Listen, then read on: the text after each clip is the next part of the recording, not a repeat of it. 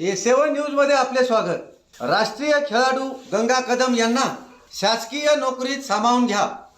हेमंत पाटील यांचे सामाजिक न्याय मंत्र्यांना साकडे।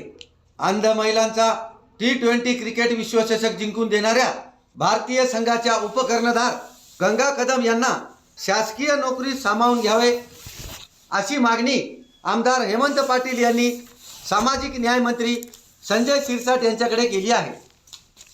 Cricket association for blind of Maharashtra यांच्या माध्यमातून समर्थन ट्रस्ट फॉर डिसेबल्ड यांच्या वतीने श्रीलंकेत अंध महिलांचा पहिला T20 क्रिकेट विश्वचषक आयोजित करण्यात आला होता। अंध महिलांच्या भारतीय संघाने या विश्वचषकावर भारताचे नाव कोरले आहे।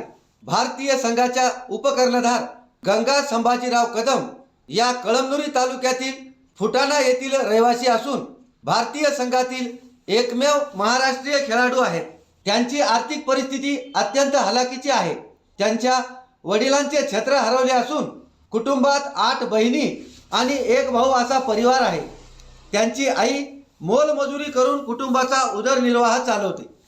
तरी जागतिक स्तरावर भारताची मान उंचावणाऱ्या गंगा कदम यांना महाराष्ट्र शासनाच्या वतीने आर्थिक सहाय्य आणि वर्ग अ दर्जाची शासकीय नोकरी द्यावी।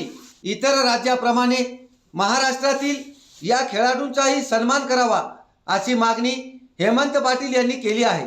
A7 न्यूजसाठी अनिस अहमद, हिंगोली।